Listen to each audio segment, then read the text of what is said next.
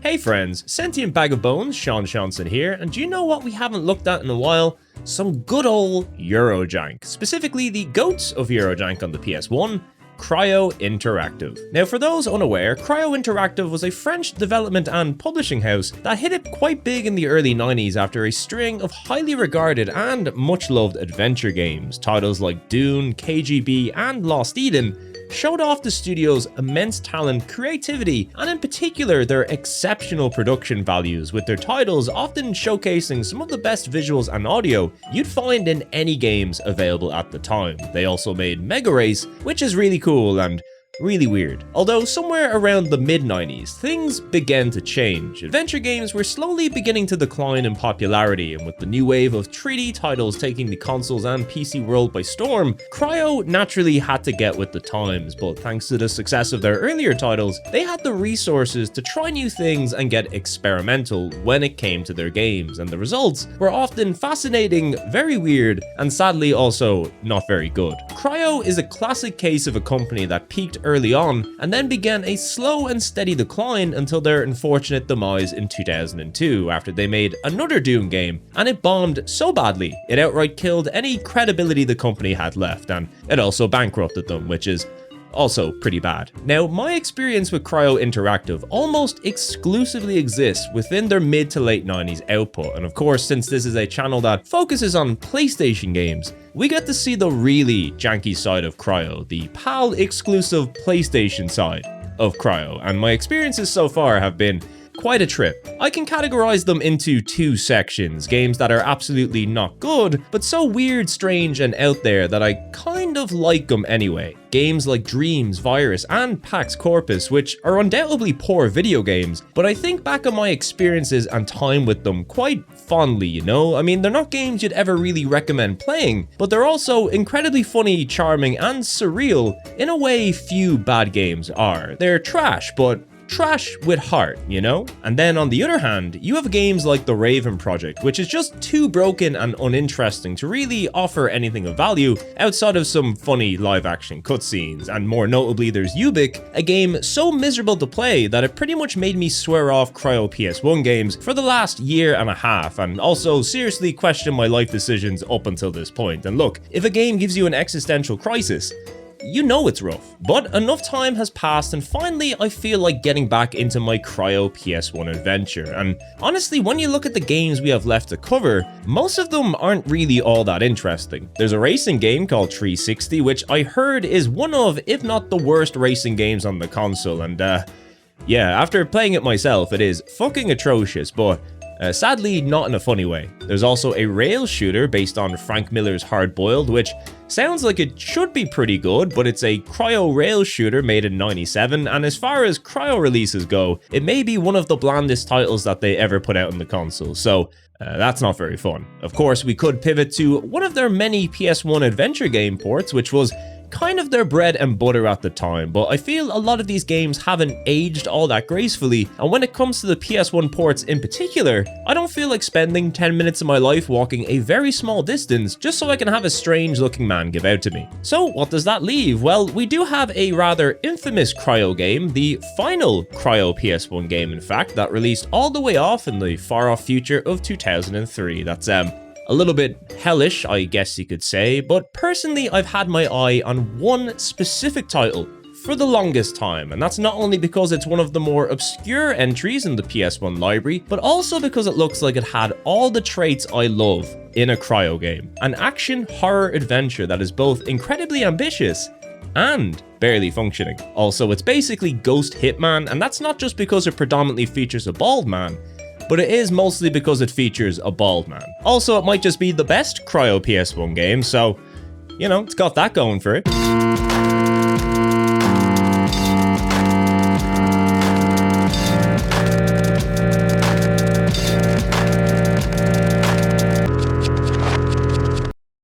Ladies and gentlemen, let me introduce you to The Guardian of Darkness, a 1999 release from Cryo that launched on both Windows and the PlayStation, with the latter being a PAL exclusive, and that is the version we'll be looking at today. Now, this game fits into the same category as Pax Corpus in that it's a game seemingly developed with both consoles and PC in mind, and as such, the experience across both versions is more or less the same. The big benefit of the PC version is that it runs, looks, and sounds better, while the benefits of the PS1 version is that it's not a nightmare to get running on modern hardware, and it's also incredibly buggy, but in a funny way. Now, first things first, since this is a 99 Cryo release, we are still in the era of the shit Cryo logo redesign, but at the very least, this intro does reference the old Cryo space head, so it's certainly better than nothing. And to get you in the mood for the upcoming adventure, and trust me, it is an adventure, let's take a look at the opening cutscene to set the mood.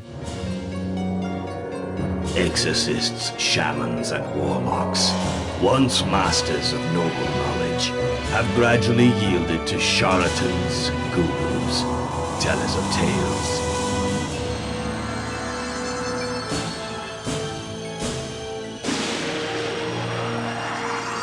Formerly holders of the keys, regulators of the soul's flow, they had no choice but to serve the cause without faltering.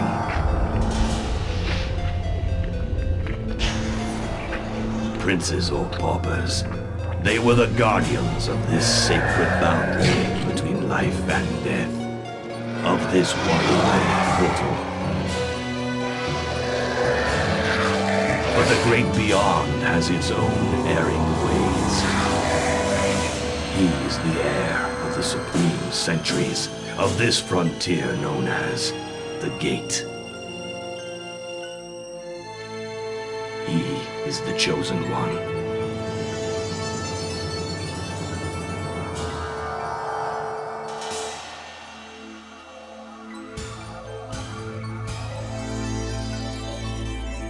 See, I was not lying. That dude is bald, and he's also an exorcist, shaman, assassin, monk guy. I'll explain more in a moment, and by in a moment, I mean right now, because this main menu is not very interesting. So when we get into the game, we begin in this hub area called Tenebrands, where you get your mission briefings before heading off to banish some ghouls. Here we are introduced to William Bernst, a member of a secret underground organization known as the Gate, who are brought in to deal with unexplained crimes and phenomena. Basically, if the police can't sort it out, and then Mulder and Scully can't sort it out, they bring in the Guardians. Our player character is a monk named Ekna, who is also rocking the Billy Corgan Adore era fit, and has been off training and honing his spirit powers for the past few years in order to join the organization. And since it's my first official day on the job, William is going to be my mentor and show me the ropes. But immediately before even starting the first level, there's a few things to unpack here. For one, I'm a huge fan of the Comic Sans with blue background text they got going on. I really can't look at this without thinking about the original Sims, and look, if there's one way to make your game spooky,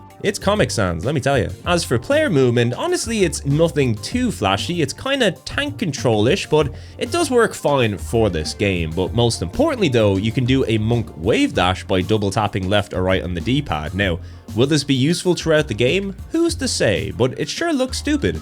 And that's the main thing. Also, one final thing I have to highlight, and I don't know why this pops me so much, is this fucking blue head in the bottom right corner of the screen. This head represents your health bar in game, and while it is pretty funny looking in the PC version, the crunchy low-res version in the PS1 edition, I love this so much. Low-res human heads are low-key one of my favorite things to see in a game. Other examples include Brendan Fraser's head in the PS1 Mummy game, or these heads in the King Arthur movie tie-in game on PS2. I mean, seriously, if you know any more low-res heads in video games, do let me know. Sincerely, an appreciator of funny low-res human heads. Anyway, before we head out on our first of 10 exciting missions, we need to walk into the spoopy portal so we can telepathically get our mission briefings from headquarters. This game is fully voiced, by the way, and with pretty good English performances, I might add. But a weird quirk of these mission briefings and a lot of the voice audio in this game is that it often lags behind the text that you see on screen, and if the text happens to end,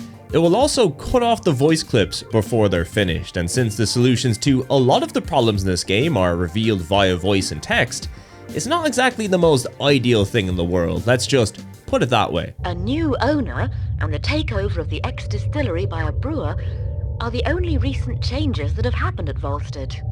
William Bernst will go on this mission with you again. Anyway, it looks like our first mission takes place in the Columbian Antiquities Department of the Boston Museum. Spooky stuff is going down and the police have no idea what to do, and after the museum consulted with an expert on Mesoamerican rights, he then told them to contact us, and well, here we go, let's go shoot some tentacles.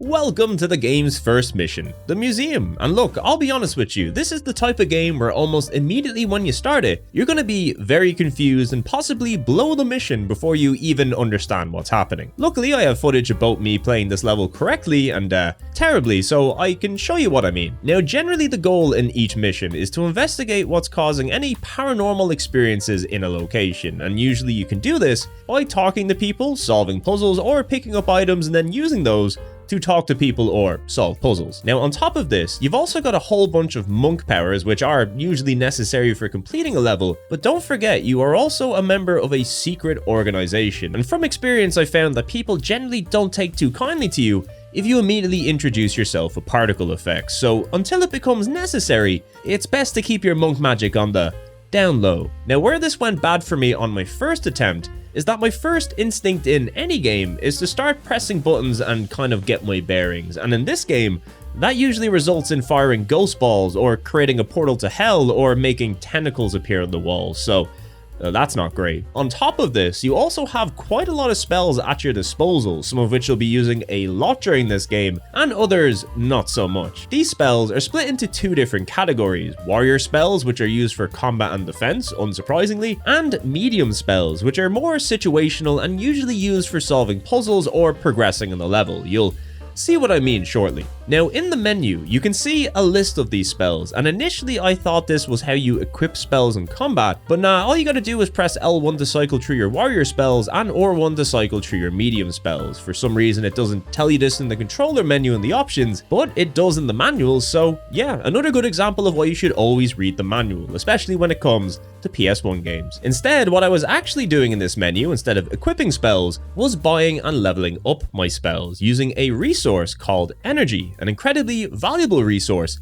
that you also need to cast spells that you need to complete the level. Also, the main way of gaining energy in this game is via spells, or defeating enemies also via spells which you also need energy to activate. So whatever you do, do not start blasting ghost balls around the screen like I did. You might just waste all your energy and be unable to complete the mission, and as a result, become very sad. So now that we know the gist of things, let's try doing the mission the right way, and that's by doing absolutely nothing, and first listening to whatever text shows up on screen. We're told to keep our powers on the down low and first chat with the museum employees to kind of get our bearings, and once we're ready, we can then cast a sea spirit spell to reveal the hidden entities in a location. First off, we meet Trevor the curator, who isn't much help, but he does point us towards Professor McRandall in the archive room on the lower floor. By the way, if you start using your monk powers before talking to this dude, he gets really annoyed at you, which is also pretty funny. By the way, if you're a fan of janky cryo models, this game probably has the best you'll see on the PlayStation, and speaking of which, here's Professor McRandall. I better use my strong hand. If you give her the stock list, which is also conveniently in the archive, she'll tell us that one of the relics is in the stock room next door. Now, this relic is a red herring, by the way, something the game likes to use quite a lot, but I didn't know that, so off to get the relic I go. Now, one of the really funny glitches in this PS1 version specifically, you know, beyond things like the camera making your bald head disappear on occasion, the game sometimes spawning you facing the door or stairs you just entered, and the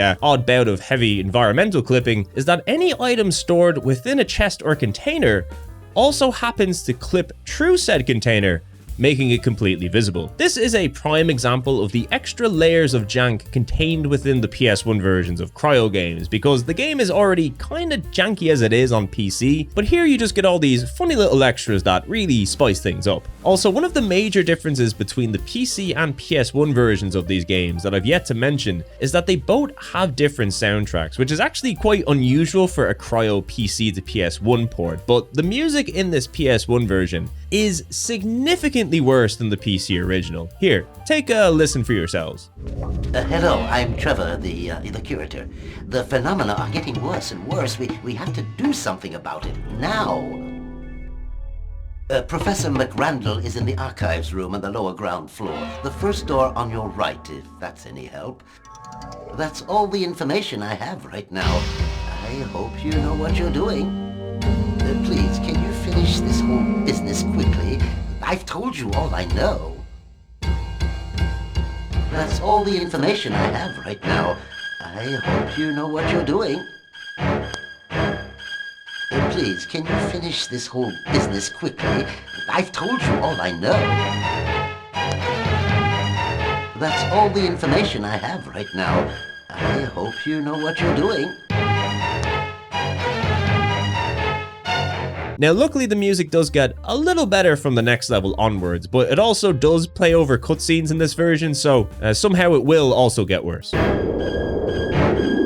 Anyway, that's enough buggy features for now, so we pick up the fake meaningless relic, and upon going back upstairs I decide to use that sea energy spell, which reveals all these tentacles on the wall, which our partner William seems really excited about. Apparently the two different colored tentacles means that there's two separate entities clashing in this building, and we should go to the mummy exhibition immediately to find out why. I checked in with Trevor to see if he was okay on the way, but he didn't seem very talkative. By the way, there is a map in the main menu which you can access at any time and is pretty handy. It doesn't exactly tell us what any of the rooms are, but it is better than nothing. So after running through every room in the museum, getting hassled by tentacles and tendrils, and also making weird FMVs with floating masks appear, we eventually make it to the mummy exhibition and get to try some spooky monk magic. William suggests that we use an ability called trance, which more or less lets us communicate with the dead, which is particularly handy if you ever need to ask a mummy why a museum is full of tentacles. Of course, while this does work, the mummy has been dead for quite some time and he's pretty hungry for energy, so we also have to use another spell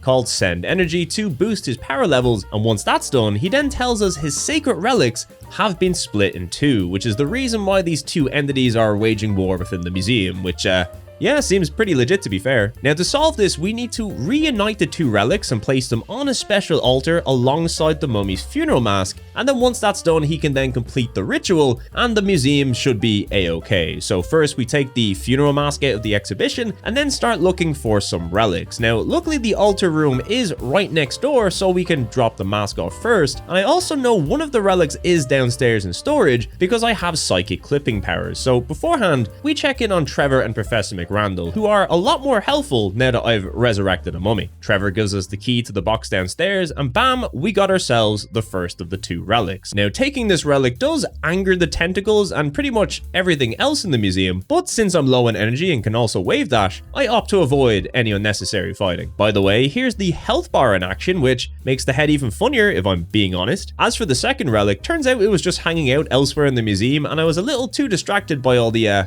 stuff going on, so I missed it the first time around. We pick it up, return to the altar, and there you go, that's the first mission complete.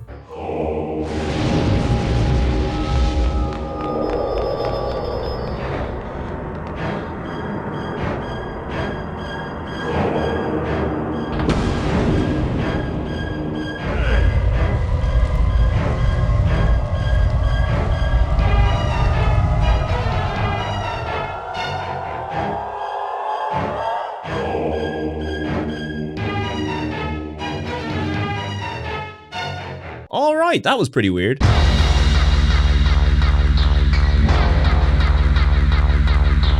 So before we take off on our next monk adventure, we always stop off at Tenebrands first to get a little mission briefing from headquarters, and it seems our next mission is gonna be a dangerous one. Seems there's been some gangland killings at a brewery in Chicago, but what if it's not gangland killings? What if this is actually the work of ghosts? I'll give you a heads up, it's usually ghosts. So you might have noticed in the last level there wasn't that much combat on display other than my hatred for the air around me, but worry not, this next level features a hefty dose of combat and also introduces us to some brand new spells. In fact, at the beginning of each mission, you'll have access to a few new spells and upgrades available from the menu, and while it's worthwhile to have at least a point in every spell, the main spell you'll be using in this game is a spell called Blast Positive, which is the Monk Ball ability. This is used for defeating pretty much every enemy in the game, and good news, defeating enemies is also the best way of earning energy in this game, but even still, when upgrading or buying spells, always make sure to have some spare energy left over in reserve, because you never know where you're going to have to resurrect a mummy or something. For now, the only other thing worth mentioning is that the organization has supplied us with some special weapons for the next mission, because when it comes to ghost gangs, we don't fuck around. We get some cool ghost grenades and also some sick looking gun called the PK Blaster. Now sadly I could never figure out how to use this thing because the use item key just drops it on the ground and it kind of just sits there, but the grenades I figured out how to use pretty quickly because the button to pick up items is also the same button used to drop items, so you better position yourself carefully when picking stuff up, especially since the game likes defaulting to grenades whenever you start a level. It allows you to use new spells, but be careful with them. Anyway, speaking of starting a level, welcome to Chicago. Here, William tells us about another important spell called Drain, which if placed in a location, sucks up all the H energy from all the H networks in the area. I'm not quite sure what that means, but it does give you a new way of earning energy if you don't mind waiting a few seconds, so that's pretty helpful. Also, this place has floating beer bottles, which I really think adds to the ambience. I mean, is the game just buggy, or is this in fact a ghostly presence? There's really no way to tell for sure. Well, unless you play the PC version, which proves it is in fact just a bug, so I guess this place doesn't have a ghost problem after all. Anyway, we move into the next room and get immediately greeted by a ghost, classic Cryo jump scare style. This is a taste of the combat, by the way, which is mostly just a monk firing balls at ghosts, and in this case, it's an old-timey gangster ghost, which is pretty fun. Now, the only problem is that this dude loves teleporting around, and since I upgraded my blast positive to make it stronger, it now also uses more energy, and I managed to energy lock myself at the beginning of this level by missing him too many times, and at this point I kinda just panicked and fled to the next room, and things quickly went from bad to worse.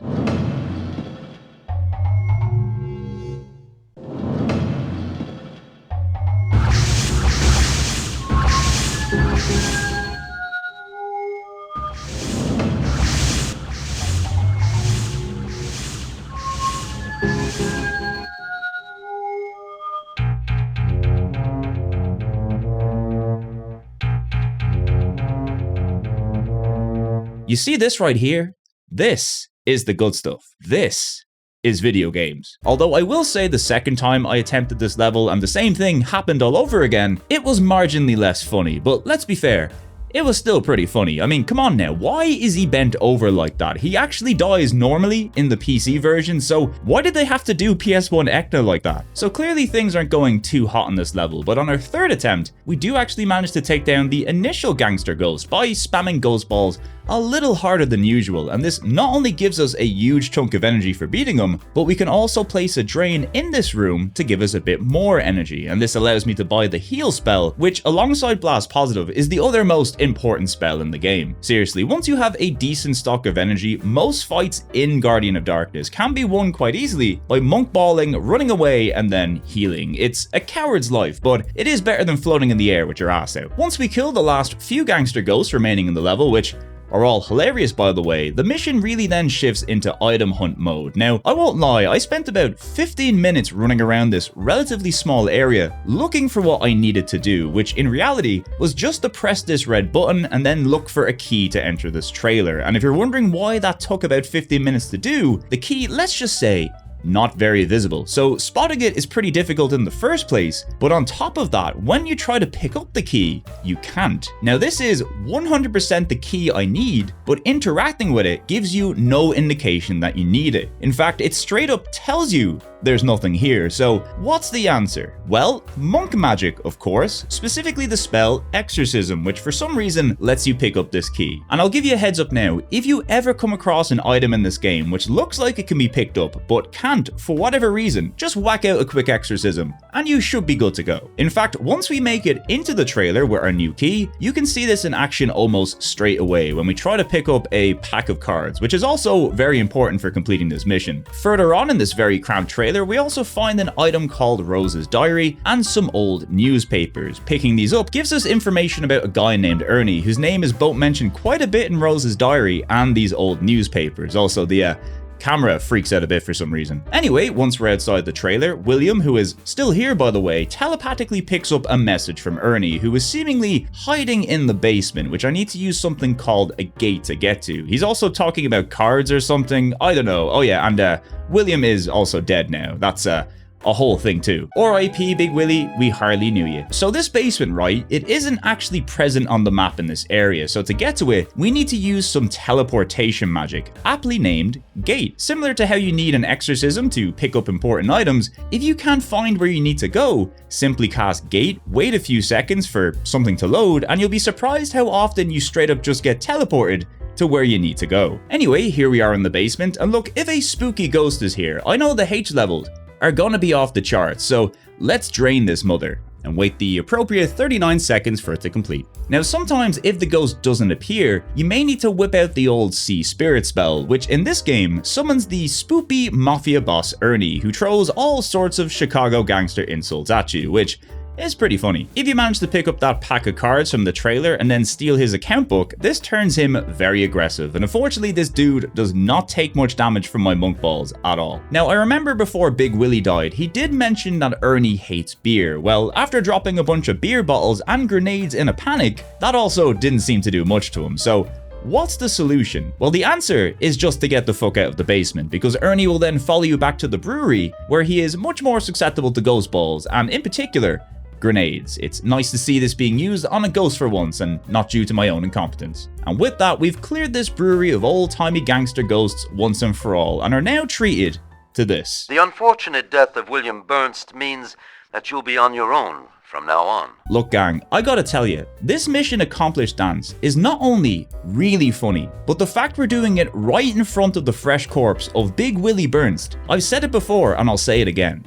This is video games.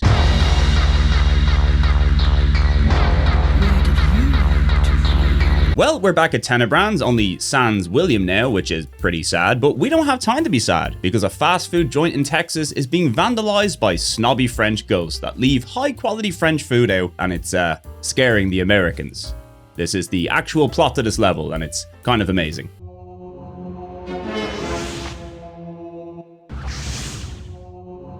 I asked the menu 30 minutes ago. I waited long enough already. What's the long enough already. Seriously, if a dude comes up to a restaurant dressed in that fit, ghost or not, you're in for a bad time. So the gist of this level is that a massive Elvis fan has bought an old French restaurant and turned it into a more modern American fast food joint, but regrettably named it Pinsard Burger after the previous French owner, Chef Pinsard, and the staff and patrons of this old French restaurant are not very happy about it, and they are also ghosts, which kind of combines to make a pretty bad situation for everybody. Now the mission objectives are pretty similar to the last few levels. We gotta find items and attack any ghost that pop up, but the dialogue from the characters and ghosts in this level are a big step up here, I feel. I especially love the owner who questions why there's a detective visiting who's also wearing a big black dress. And yeah, we are still meant to be undercover, by the way, which is why we are dressing like a normal, non-suspicious person. Anyway, the goal here is to get an old menu and cookbook to inspire this very angry chef, who you should not fight if you stumble upon him. Now the menu is floating on the wall for some reason, but luckily we have been given a new spell this mission called Telekinetic Manipulation, which might as well have been called the Get Things Down from the Wall spell. Now if you picked up the keycard from the owner's office, you can also enter the freezers upstairs, where this happens.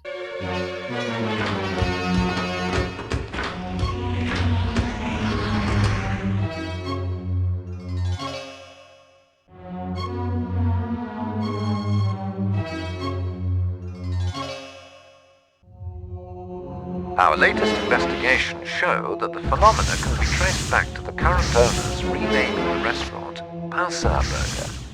That's where you must focus your attention. I'm not gonna lie, I have always wanted to fight the Hungry Burger Yu-Gi-Oh card, but in real life, it's a shame though that I think they forgot to put any textures on the burger model in game, which it does look kind of weird. For some reason, there's also an Elvis portrait clipping through the freezer, which probably means I should grab it.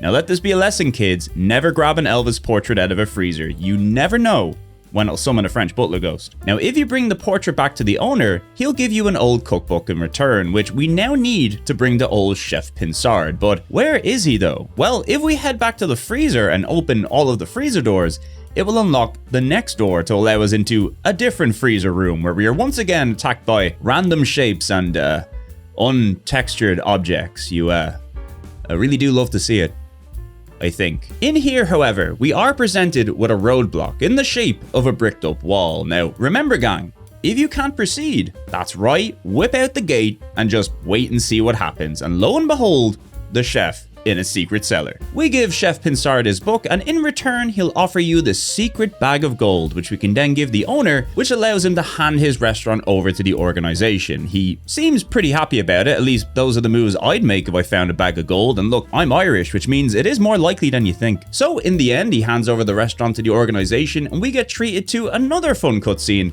where all the ghosts get absorbed into a dish, and then the chef flies off into space and we do our little dance to celebrate. Lovely stuff.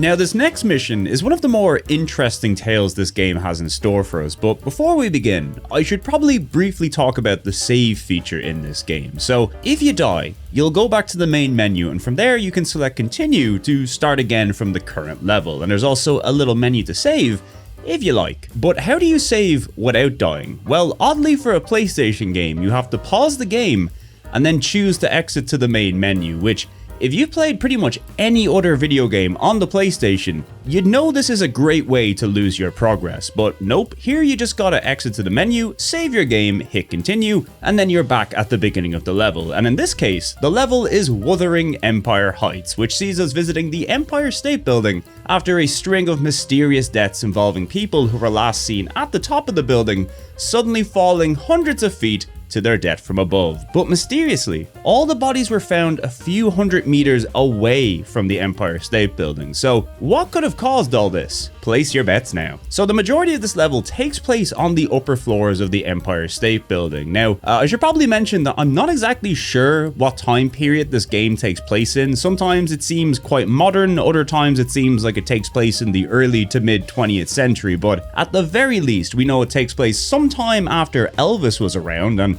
that's good enough for me. So as soon as we arrive and are welcomed by our lift buddy, we are met by a panicked maid named Justine Madigan, who doesn't seem to know much other than she is very confused and most likely dead. This is the first occasion where we meet a friendly spirit, and one of her jobs as a monk of the gate is to exorcise lost spirits and allow them to rest, and Justine is so grateful for this. She gives us a floating ticket, which we also need to exercise to pick up, and it turns out it's also a ticket for the Hindenburg, which personally is the last thing I'd ever want to receive a ticket for. So a little more inspection and detective work around here in the Empire State Building reveals our target is Captain Kruger, a pilot who died in the Hindenburg's unfortunate crash, and apparently was so obsessed with completing his journey and becoming a world-renowned pilot, his spectre haunts the Empire State Building and is so powerful that he managed to fully recreate a planned airship dock and terminal alongside all guests and staff, and has been flying people away on some sort of ghost version of the Hindenburg and then dropping them out of the sky mid-air, which frankly is fucking insane and an incredible idea for a level. But of course, this is Cryo we're talking about, so don't expect the execution to be perfect, but I do certainly respect the ambition. Now, this is another level where we are effectively undercover and don't want to alert any of the staff or guests, who are also all ghosts, and you can certainly tell because they do sound a little bit unusual. Thank you, sir.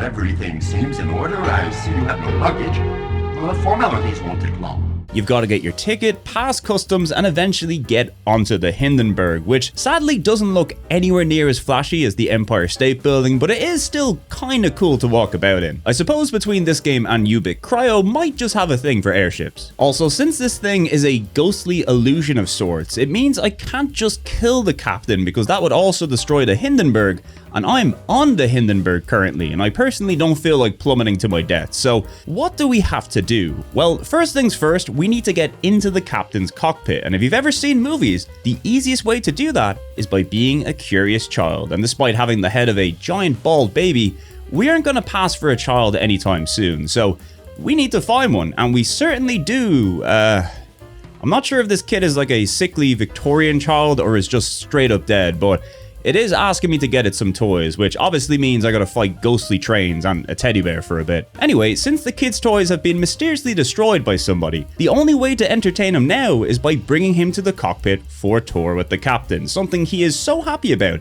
that he can't help but moonwalk on the spot. Seriously, this is probably the most fucked up child I've ever seen in a game, and I want to state so far, because believe me, it gets a whole lot worse. Anyway, our plan to take the demon child to visit Kruger works because a pilot can't say no to a child, even if it is a ghostly pilot on a ghostly recreation of the Hindenburg. Anyway, after the kid annoys Kruger for a bit, we take the only item you can pick up within the cockpit, which is the captain's logbook. Now, I'm not sure what's in this book, but it does cause all the ghosts in the Hindenburg to attack you, so let's get back to the Empire State Building, where the ghosts also now hate you.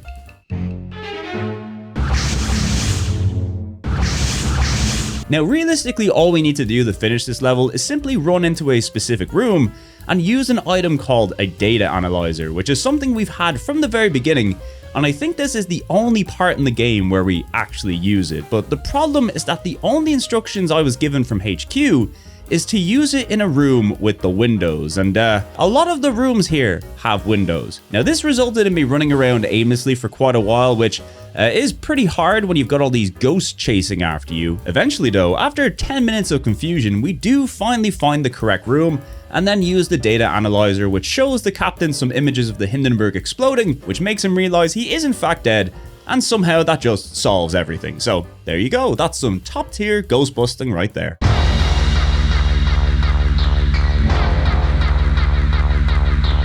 Okay, so mission 5 is where the game starts to get pretty weird, and yes, I do realize I'm saying that after you've just seen a sickly Victorian child moonwalking on the Hindenburg. This mission involves us investigating the case of 7-year-old Mrs. Wyndham, whose son, daughter-in-law, and 2 grandchildren all died in their sleep several weeks apart from one another, and she fears she'll soon be next. We've got a tip on this case from a journalist who is sure this is a case tailor-made for the organization, so let's go visit this old lady's home. So this house is the entire setting for this mission, and it is probably the smallest level we've visited so far, and even with its smaller size, it is also probably the most annoying we've come across yet, but also the spookiest. Anyway, after wandering into the house uninvited and exploring a whole bunch of spooky looking rooms, the bedroom with the texture bookcase being a particular highlight, we eventually come across Mrs. Wyndham, who tells us she is feeling awfully scared, but she also sounds a little ghost voicey, if you ask me. I've locked all the rooms except the kitchen,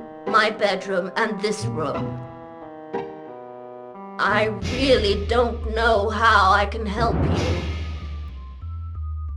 Anyway, after I give her this family portrait I stole from one of her bedrooms without asking, she tells me I seem trustworthy and gives me the keys to the rest of the house. HQ also briefly calls in to tell me there's no H networks in the house, which would explain why all my drain spells aren't working, so I better watch my energy. After using the key to get into the garage so I could get another key, on the way out we are greeted to a brief cutscene of a cat running by, and obviously whenever I see a cat, my first instinct is to ask its owner if I can pet it, so we go to Mrs. Wyndham, who tells us that the cat belonged to her grandchildren and now it just wanders around the house these days, which, as we'll see, is one way of putting it.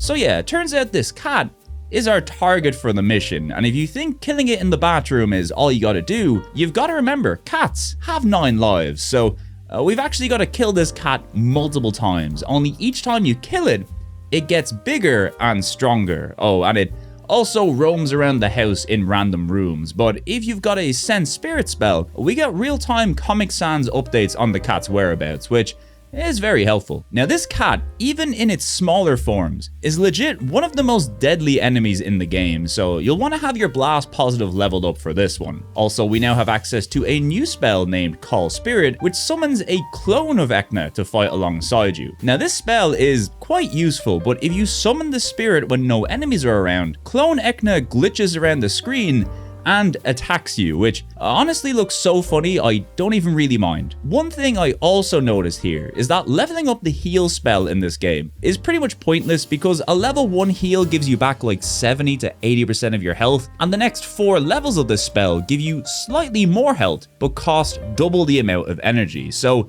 why even bother? By the way, you can also adjust the levels of your spells by pressing L2 and R2, and the upgrades to your spells aren't always quite as simple as just higher damage and energy costs. For example, in the case of Blast Positive, some of the weaker shots are actually better than the stronger versions because they have quicker fire rates and as such can stun lock enemies, whereas stronger, slower versions cannot, and I probably don't have to tell you why that's a pretty good thing. So in this game at least, bigger doesn't always mean better, unless you're a ghost cat, that is. Anyway, after stalking this cat around the house for about 15 minutes and killing increasingly bigger and more deadly versions of it, I used the new passkey we found to check on Mrs. Wyndham in her bedroom, who is not enjoying all the cat and clone fighting taking place on the landing. Almost immediately after this, I popped down into the kitchen to once again find Mrs. Wyndham, who's not looking so great, and then this cutscene plays.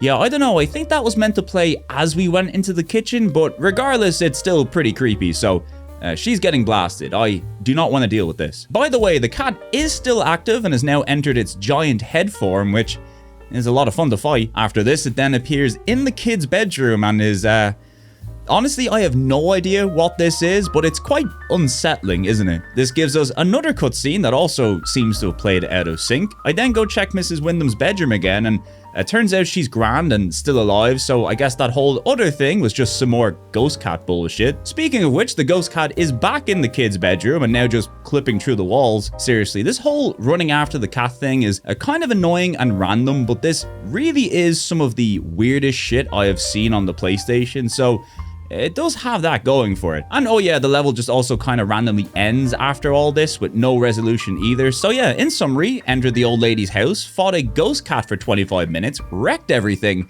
and then left. That's our Ekna.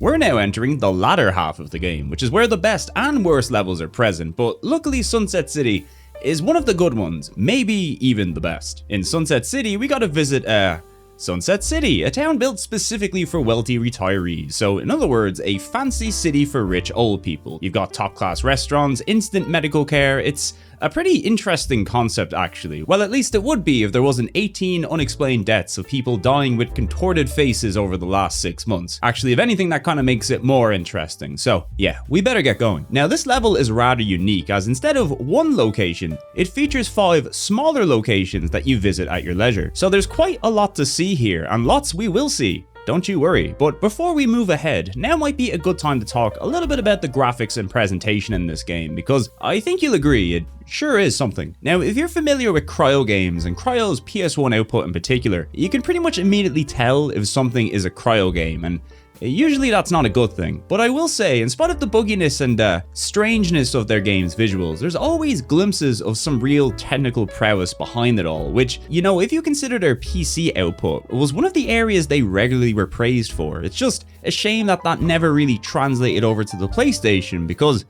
I mean, look at this shit. Although, with The Guardian of Darkness, I think this is the game where their visuals finally managed to shine through. I mean, don't get me wrong, this game is very buggy and almost at times feeling like it's about to collapse in on itself, or the characters are about to collapse on themselves. Seriously, I am worried for this guy, that shit ain't right. But some of the locations in this game are absolutely dripping with atmosphere, and to my surprise, there's very few copy and pasted rooms in this game either. Like that museum we were in, every room was unique. That cat house, every room was unique. And not only that, these rooms are populated with physical items as well. Like, I know I memed on the texture bookcase before, but the rooms in this game kind of have an uncanny realness to them. Like, you obviously know they're not real, but they're just realistic enough to make things feel a little off in your brain, a little uncanny valley, if you will. And the one thing in particular that really sells me on the presentation is just how good the lighting in this game is. Or should I say the baked in lighting used in the textures. Like, there is some real skill and attention to detail here when it comes to creating the illusion of realistic light and shadows, something that's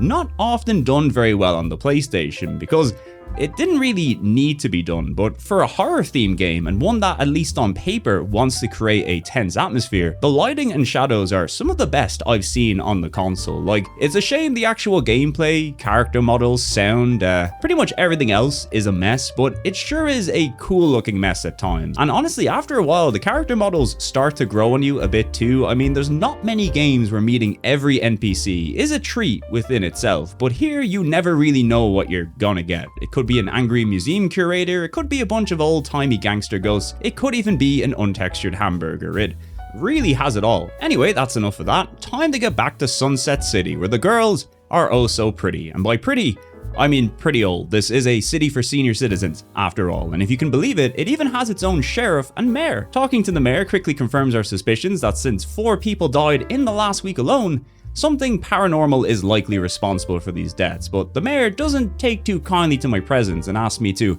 stay out of his way. I mean, look at this dude. If a guy's rocking the tan jacket and yellow shirt combo, you know he's a hater. Anyway, we decide to make our way over to the restaurant where we meet a lady looking for Dr. Varney, which gives us our first lead. And in here, we also talk a little more to the sheriff, who tells us the mayor is a strange character and that it's almost definitely ghosts responsible for this. So let's keep moving. After exploring the very fancy restaurant some more, we head over to the home of Mr. and Mrs. Crumble. Why did I head there? Well, it was on the list, so I figured why not go there and make everybody feel uncomfortable for a little bit. The fun thing about the Crumbles house is that when you enter, it spawns you facing the front door, so you'll almost definitely leave by accident. In this oddly lit room, we find Mr. Crumble, who isn't feeling or looking too hot, to be honest, and he tells us he's waiting for a doctor to come. Next door, we meet his wife, who turns out to be the lady we met at the restaurant. I guess she was out looking for the doctor, which is kind of sad, actually. Hopefully he arrives soon, but for now it's time to explore the rest of their house, which is very big and hopefully not damaged in any way. Also, it's kind of spooky, but I don't know if that's just old people lighting, which is definitely a real thing. I went back to ask Mrs. Crumble some more questions, and she told me she's a medium and feels the presence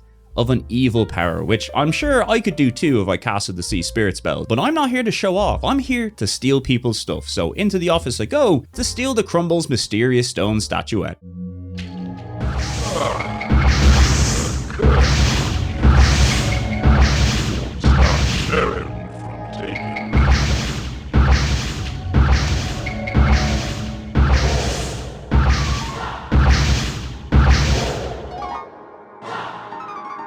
Well, that was weird, but at least we know it's a ghost now, and it likely has something to do with this stone statuette, so let's check out somewhere new. Ah, a doctor's office. That makes sense. And look, it even has a doctor in it. Mrs. Crumble probably should have come here instead of the restaurant. Anyway, upon getting here, HQ calls in to tell me the statuette is constantly draining my energy, which is, bad for obvious reasons, but luckily this gimmick is broken in the PS1 version and our energy levels never get affected by the statues, so yeah, don't even worry about it. The doctor tells us that all the victims died of heart failure despite having no prior heart conditions, but also that he's busy and we should come back later. So we check the last location on the map, the chapel, which is unusually yellow. Here we meet a priest who mistakes us for one of the construction workers, which is a pretty easy mistake to make considering my cool worker outfit. He tells us the fresco in the back of the chapel is due to be moved to City Hall later today, and he also tells us a bunch of other stuff, but I'm sure that's not important. I take a pretty close look at the fresco and then decide to head back to the Crumble's house, where the priest has now also materialized. Apparently Mr. Crumble is on death's door, and I mean, yeah, I seen him earlier, that dude's not doing so well. Well, apparently he really ain't doing so hot now, and his wife is still looking for Dr. Varney, so yeah, we better get our asses over to the doctor's office before Mr. Crumble dies. But first, on the way, I thought I'd make a quick stop and search the restaurant again, where we find another statuette, and luckily no angry ghost this time, so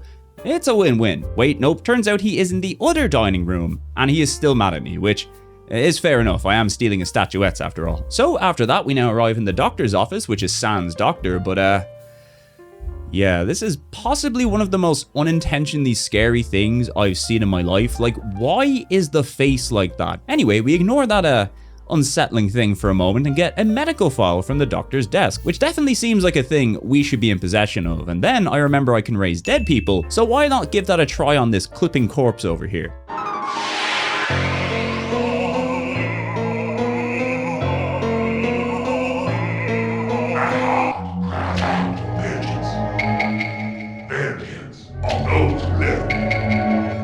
Well, that was weird and provided no useful information whatsoever, so back to the Crumbles house. But first, it turns out if you want the doctor to appear at the Crumbles house, you first need to visit the mayor, so then the mayor can tell you that the sheriff called and that Dr. Varney wants to meet you at the Crumbles house right away. And you know, considering how complicated it's been to get a doctor to visit somebody on their deathbed, I am not surprised so many people have been dropping like flies out here. Maybe the ghost is completely unrelated. I mean, this dude could care less about the deaths here. He just really doesn't want anybody touching his precious antique statues. Anyway, we arrive to the Crumbles house where, surprise, surprise, Dr. Varney says Mr. Crumble has just died. I wonder who's responsible for that. Anyway, now that Mr. Crumble died, we check in on the priest who is doing priest things and his wife, who is understandably quite distraught, but trusts me enough to take the key to his bedroom, which I hope she knows I'm going to use to raise him from the dead. It's kind of my thing, but she is a medium, so I'm sure she's cool with it.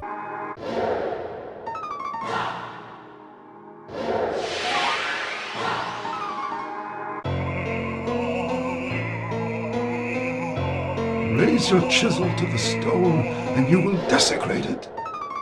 You know, the beautiful thing about this game is that this right here is almost certainly a glitch, but in the context of the world, there is a plausible chance all this weird shit is actually happening right in front of me. Like, in any other Cryo game, this would be janky as hell, but here the weird shit actually works somehow, whether it is intentional or not. Like, you can't tell me this shit isn't cool. So these dual floating bodies of Mr. Crumble start talking about some stuff that the priest also said appeared on the fresco. So let's go check back at the chapel where we meet a rather angry priest who was upset that we took something that he gave to Mrs. Crumble, and it wouldn't happen to be an energy stealing statuette, would it? One that, let me remind you, does not work. Well, turns out you can just exorcise the priest to make him stop chatting shit, and he informs us that he was possessed by the evil ghost that attacked us earlier called Sheridan, and that we have to get all 3 statuettes into the fresco back in City Hall, or we're all doomed, or at least America is anyway. I love gold!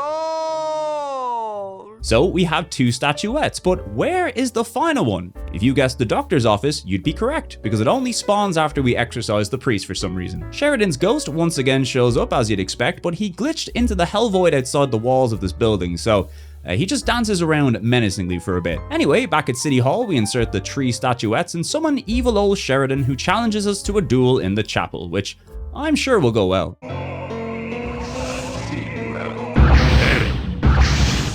Draw your gun.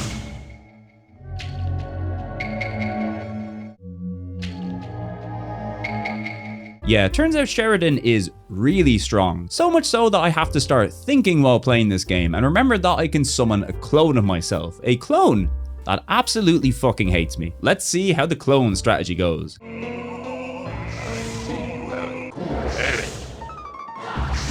your gun. Your courage will not be enough to save your life. Take that.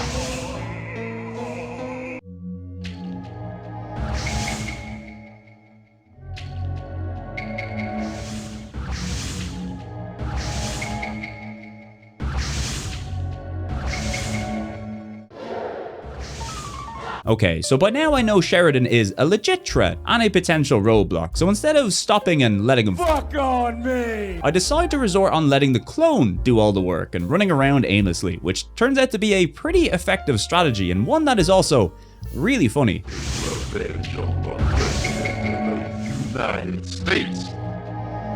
Join you all in hell. And take that. Sheridan will never forgive betrayal. Die. Anyway, that's the level. Not sure why Sheridan was killing all those people, but he is dead now, and that's all that matters.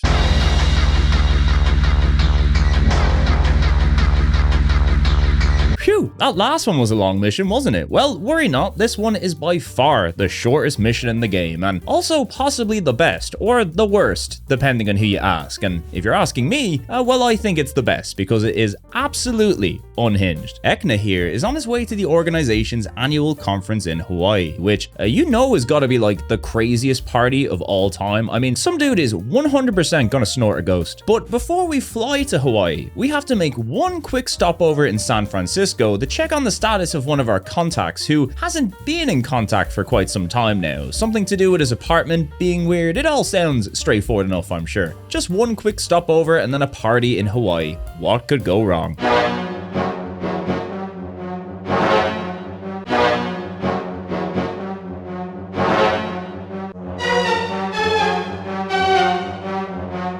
You know, I gotta say, that sure is some intense music for a casual apartment level. At least the apartment looks pretty cool. Let's just check out this closet over here.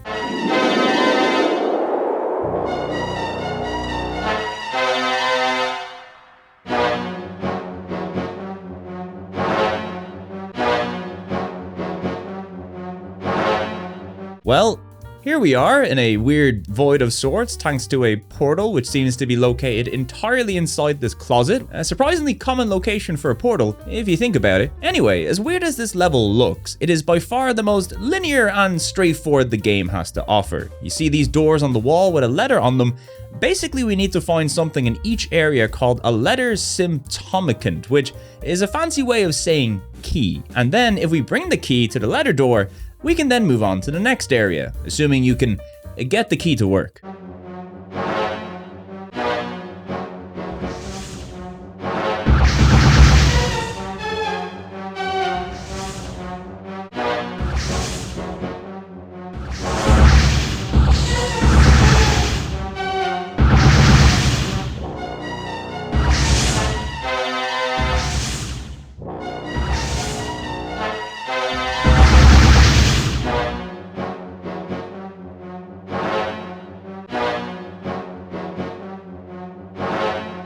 Yeah, it's probably best not to ask any questions about what you'll see in this level because, believe it or not, it's gonna get much weirder. So from here on out, each room is kind of a mini combat challenge contained within a very narrow and weird looking location. All you gotta do is kill whatever it is that's attacking you, don't die yourself, and that's usually enough to make the key spawn. The next room has two guys just hanging out and having a good time, as you do. Honestly, I gotta say visually, this whole area kind of rules. Like in the past, Cryo has featured some weird looking locations in their PS1 games, but nothing as eye-catching as this for sure. Anyway, we moved through the weird room with the green arms swinging swords at you.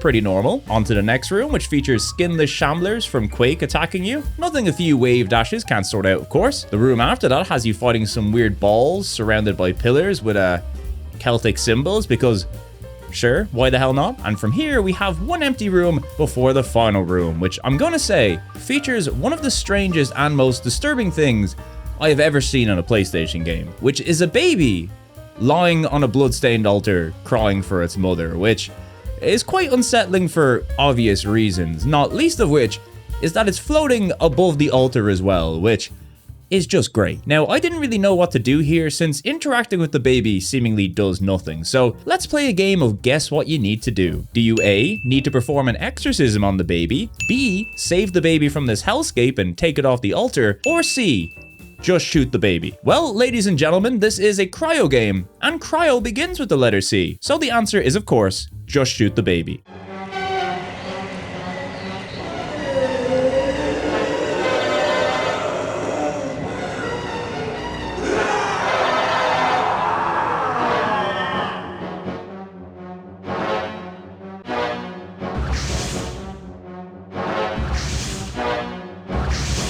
Alrighty, so seemingly those letters we collected transformed the baby into its true form, a demon called Adrolhan,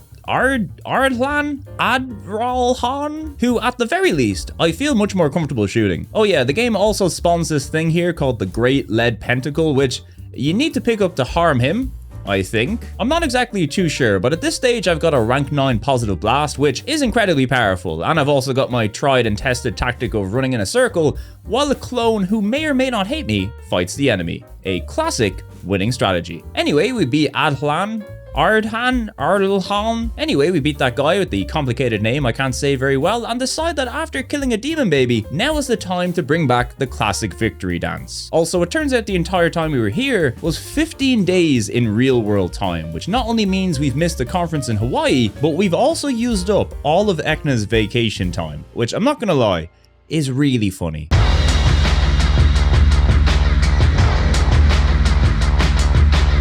Well, back to work, and it's time for one of the longest and buggiest missions the game has to offer, but it does take place in a big spooky mansion, so it does have that going for it. The organization has been contacted by a lawyer for a Dutch lord whose past 5 fiancés have all been found beaten to death. And I know what you're thinking, that's pretty dodgy, right? Well, turns out the lord has tight alibis for each murder, so it's up to us to find out, is this down to ghosts, demons, Or is this very rich noble just very good at covering up his crimes? I wish I could tell you, but the mission briefing cuts off a little bit early, so we better just go and find out for ourselves. Also, the organization gave us a holy sword for this mission.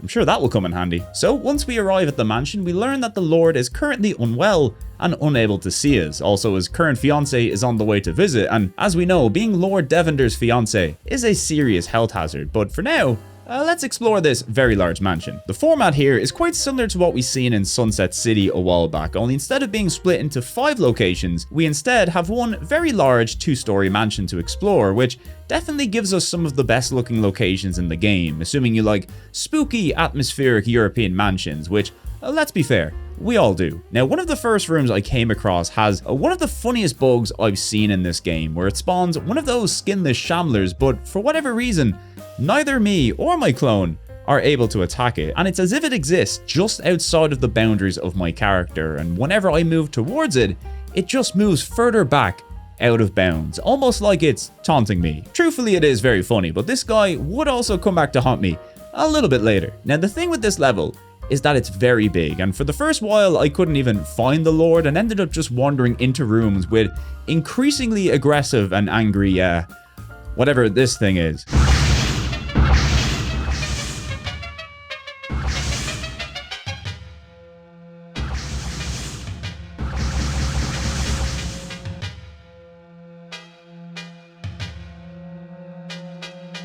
Honestly, you'd think I'd be sick of dying by now, but in this game, it is never not funny. Anyway, after successfully killing the ghosts, we wander into the library, where a Bible drops out of the air, which isn't suspicious at all. Yep, it's ghosts again.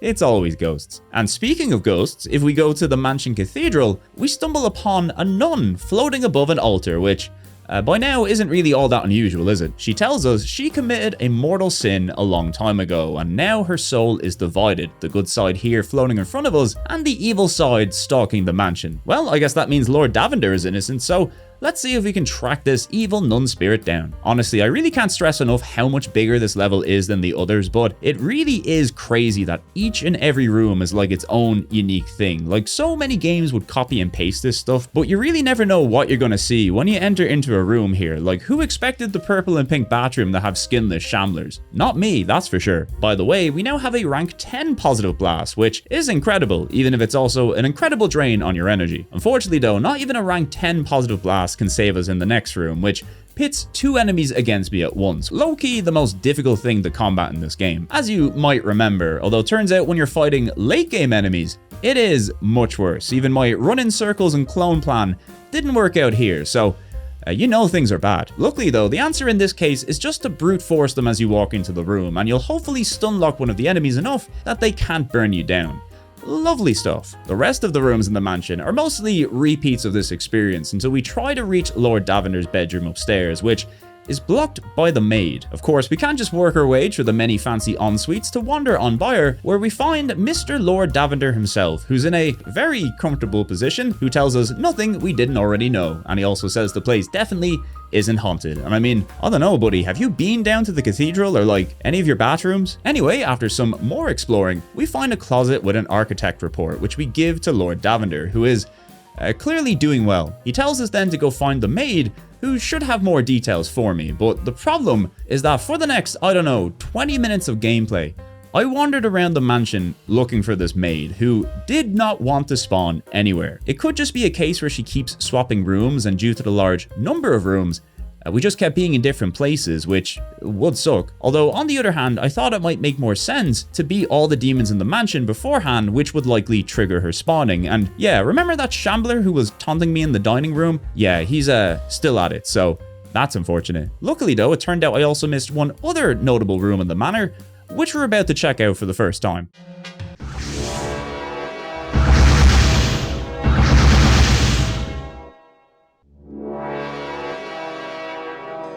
Yeah, I think something important might be in here. So after dying a few times, running in a circle aimlessly, and failing to wave dash and burst kill the enemies, I eventually get very lucky, and through a mixture of running in circles and healing, I managed to burn down both enemies and we're free to explore the room, which is empty, so that's great. This resulted in a whole lot more wandering, another bout with this prick, which proved fruitless, and a whole lot of using spells in the hope of progressing in the level. I did at least learn if you hold down the run button while entering a room, you kind of do a little monk glide when you spawn in, so that's something. Anyway, about 15 minutes later, I eventually go back into the dining room and managed to kill the Shambler through some sort of minor miracle, and interestingly, when I leave the room, I can see through the wall that some sort of key is appearing in that room, and of course entering the room does not spawn it, but we will keep that in mind for now. Anyway, as it turns out, killing the Shambler still does not spawn the maid, so in a last-ditch effort to progress in the level, I return to the night room and try out the old faithful gate spell, and wouldn't you know it, suddenly we're in the attic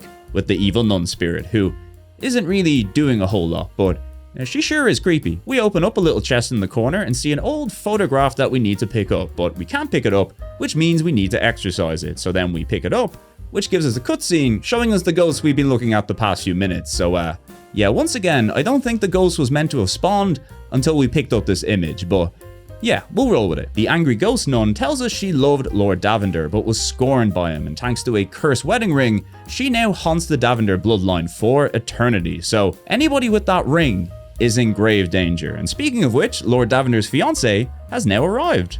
That's convenient. Although inconveniently, she is nowhere to be found, and also the door to Lord Davender's bedroom has been locked, so yeah, more exploring, I guess. I checked back in that dining room to see if we had any update on that key that was appearing through the wall, but still nothing, although on the bright side, Lord Davender and his fiancée are now chilling in the living room. I give Lord Davender the old photo I found up in the attic, and he confirms it's a picture of his father, the previous Lord Davender, who is obviously the guy who fucked over the floating nun, and now his son and all his fiancées are paying the price. Well, mostly the fiancés, really. So we tell the Lord about his haunted ring, which his fiancée isn't too happy about us taking, which is understandable. I mean, if Billy Corgan showed up and tried to steal my wedding rings, I'd be pretty pissed off too. So we get a small key, which I assume opens the door to Davender's bedroom, but nope, it's for the ring box in Lord Davender's bedroom, which we still don't know how to get into, so back to more exploring, and would you believe it, we finally run into the maid, who has absolutely nothing to say to us, which is fantastic. But somehow, running into her was all we needed to do to make the key finally spawn in the dining room, something we can now pick up and use to enter the bedroom. So we can use that other key on the ring box, a ring we cannot pick up until we exercise it. This level has been going on for over an hour now. So once we get the ring, the good and evil sides of the spirit try to both kill and protect the fiancé, and apparently if we give her a Bible, she is now protected from danger. I don't know, in this case I'll trust the floating nun. She probably knows what she's talking about. From here, all we need to do is chase the evil ghost down, room by room, in a similar manner to that giant cat a while back. Remember that? Fun times. This, however, not so fun, because the ghost is by far the most evil and deadly we've faced so far. Well, I'm not sure if she's the most evil, but she is really hard to kill, so much so that it takes nearly all of my energy stocks to beat her. Here, I also try out a new spell that I haven't used before called Repel Energy, which, as it turns out, is the very best spell in the game because it makes you invincible temporarily, and we will be abusing this a whole lot from here on out. Anyway, once she's down, we go back to the nun, who tells us her soul is now at peace, and she floats off through the ceiling and everybody is happy now. Well, I assume so. I haven't actually checked up on anybody, but we are dancing, and that's the main thing.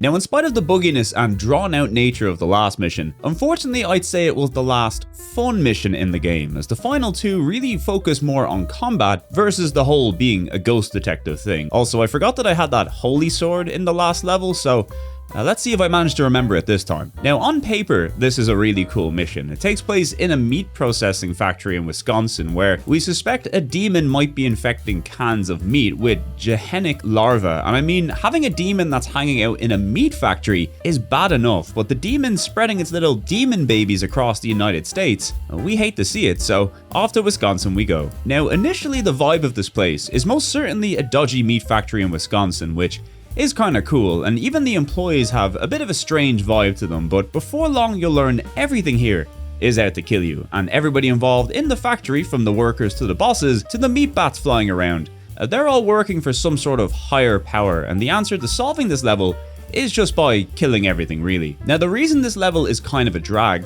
is mostly because of the environment itself, which is by far the most repetitive in the game. It's another large level with a bunch of large individual areas to explore, but they're all very similar looking, and it's easy to get lost in a room full of crates, or worse yet, a room full of crates with demon meat workers. As a level, it just lacks all the atmosphere and visual flair of the game's previous locales, and while thematically it's quite cool, in action it just feels a tad basic and uninspired. Also, it's another rather buggy level too, which is always fun. Anyway, eagle-eyed gamers might eventually notice a floating axe on the wall, which of course means we get to use the get stuff down from the wall spell, and we get a great cutscene for our trouble. Look, whoever chose that sound effect, excellent work. A little more exploring in this level eventually brings us to the head of the factory, who decides to summon these worm things, which are of course very powerful, but lucky for us, we discovered that invincibility spell, and combat is no longer a threat to us, which we love to see. What we don't love to see, however, is another 15 to 20 minutes of aimless wandering, desperately hoping to find or trigger something in the level that will help us progress. Now, I knew I needed a key to open this trailer in the center of the building, and of course, to get this key, we needed to make the factory head spawn again, which took quite a while, and I'm not exactly sure how I did it, but hey, here he is, and he's going on about Nungarath. And look, if a fella starts chatting your ear off about Nungarath, you need to blow him up ASAP. So after some riveting and not weird looking combat, the dude dies and makes a key spawn in midair. A key that I'm very lucky I saw, because if not, I could have easily seen myself running around here for another 20 minutes. One quick exorcism later, and finally we get to enter the trailer, which looks remarkably normal, except for the weird yellow book called the High Book of Magic Spells. Exercise that bad boy, and now we're ready to finish the level. But how do we do that? Well, we summon a gate to Nungarath, of course. Look at him there with his little demon meat production line. You really can't knock the hustle. This guy knew what he was doing. Anyway, this fight isn't really too difficult, and that's because I think the game glitched and Nungarath refused to attack me. And you think that would be enough to easily clear the level, but he also has so much health that I ran out of energy before I even got half of it down. And I won't lie, at this point I thought I had soft locked myself in the boss room, which I really don't have to tell you is very bad. But luckily I remembered I had that holy sword, a sword that I still had no idea how to use, but turns out if you drop it and then pick it up, you get access to some crazy powerful blast that kills him in one hit. So yeah, pretty lucky that I didn't use that in the previous mission. See everybody, being a forgetful idiot is good sometimes.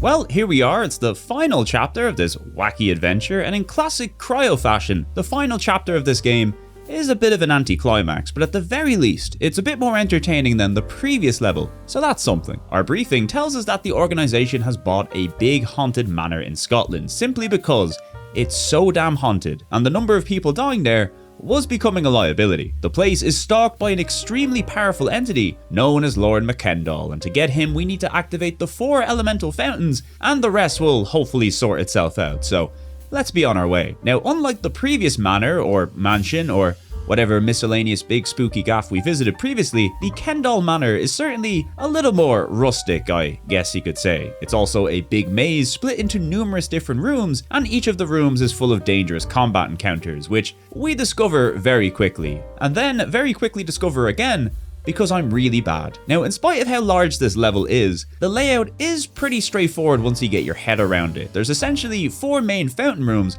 all separated by pockets of smaller rooms to the side. Most of these rooms contain a group of random enemies you would have seen in previous levels, and as we've learned many times before, the hardest fights in this game are when there's more than one enemy, so if you're not prepared, expect to have a lot of deaths in this level, and believe me, my dumbass was not prepared. Although, as you've seen before, you can use the Repel energy spell to waltz through most of these encounters, but the big difficulty with combat at this stage in the game is how long it takes you to cycle through your spells. You've got like, I don't know, 10 plus warrior spells, and you can only cycle through them in one direction by pressing the L1 button, and the amount of times I had skipped past heal or blast positive only to have to press the button another 12 or 13 times to get back to it, while also running in the circle, was legit the real late game struggle, and I paid the price for my failures many's a time. Now, the first half of my playthrough in this level was making my way through all the rooms and clearing out the enemies bit by bit, which was straightforward enough, and while this is another very combat heavy level like the meat factory, at the very least the environments here somewhat live up to the rest of the game and give us some very cool and atmospheric rooms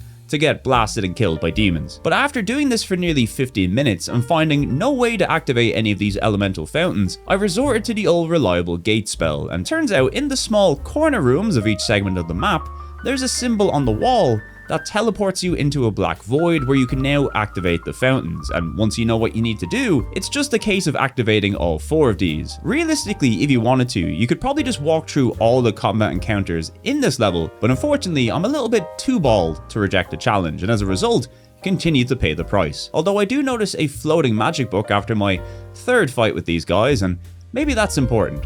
Who really knows? All I'm focused on now is activating these 4 fountains and continuing to kill all the weird little guys who get in my way. By the way, I should mention at this stage we now have max rank positive blast, which is very powerful but so slow that it does significantly less damage per second than a few of the ranks below it, so it's almost entirely useless, just like every heal after level 1. You might say that's bad game design, but I say that's game design that rewards paying attention, but it is also bad game design. Anyway, after finding another mysterious floating book that may or may not be important, and also reactivating the other elemental fountains, which, I won't lie, do look pretty cool, we make our way back to the starting room and enter the newly opened door to get cutscene jump scared.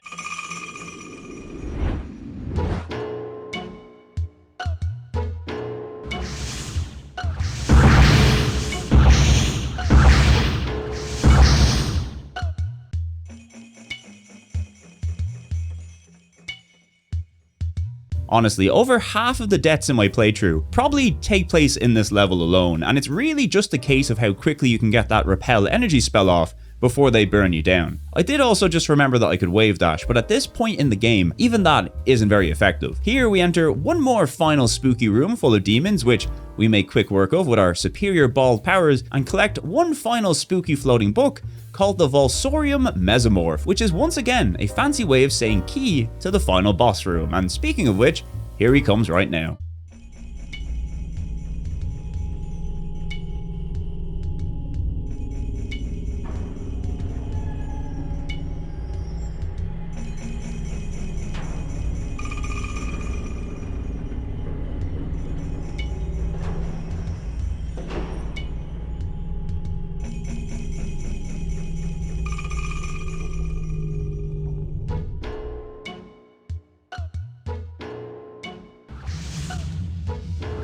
Aw, look at him. He's just a little guy. In fact, he's so small, you can't even see him if I stand in front of him, which is unfortunate because that's how I gotta kill him. This is Napulse, the Great Sorcerer, by the way. I don't think he's ever been mentioned before, and while I'm sure he's probably pretty strong, thanks to the Repel Energy spell, I will never really know. He does take quite a long time to burn down, though I have fought plenty of final cryo bosses like this before, so I know the techniques by now. Stand still, and never stop firing. You've just eliminated Napulse, the Great Sorcerer, and reached the level of experience of an omniscient mater. The organization did well to...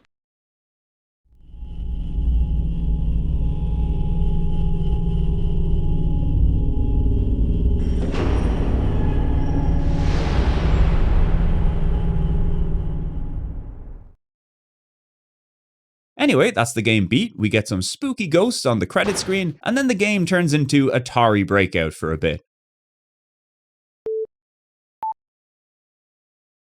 Yeah. Let's wrap things up.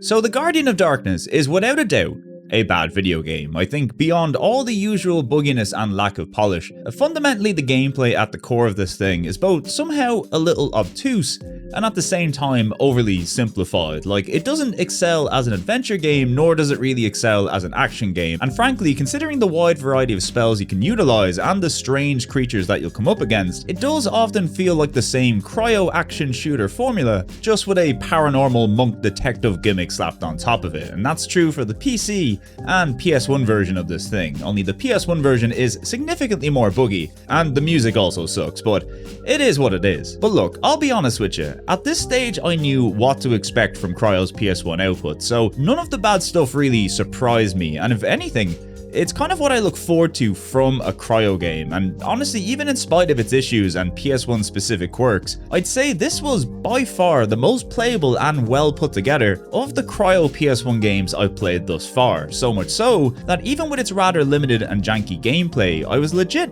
always looking forward to seeing what each new level would bring, because you really never can predict what these lads are gonna do next. And while the story and characters certainly could have used a bit more fleshing out, which is a little bit of an understatement, I do really love what they were going for here and think some of the scenarios, characters and enemies were actually really quite novel and super unique for a game of this era. That and the environments, even with their many technical flaws, are some of the coolest and most visually distinct you'll see on the PlayStation. Like, I really can't stress how impressive the baked in lighting and shadows are throughout this game. Such incredible attention to detail, and it absolutely does wonders for the game's atmosphere. There's a quote on the Cryo Interactive Wikipedia page from British journalist John Walker, who once referred to the studio's output as always awful, but ever so sincere, which I think is a perfect way of summing up a game like The Guardian of Darkness. Like, you can't in good consciousness say this is a good video game, because it isn't. But if there was ever a bad game you could love in spite of its faults, it's gotta be this one. Occasionally brilliant, often beautiful, legit disturbing at times, and somehow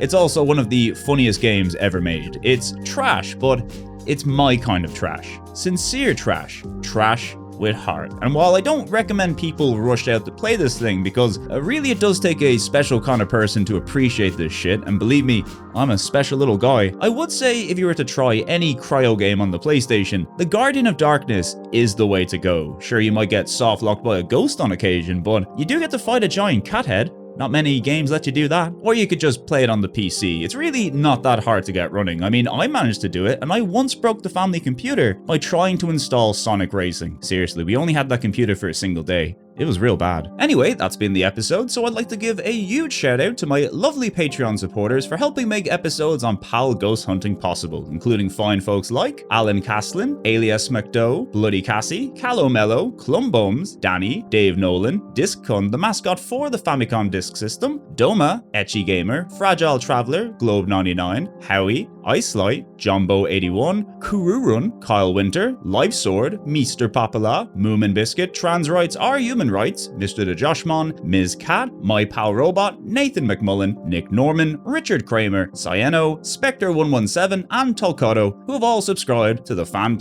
tier. I'll be back in the hopefully not too distant future with some more PlayStation goodness or badness, depending on how bitter you are as a person, but until then, thank you so much for watching, look after yourselves, and I'll talk to you again real soon. See ya!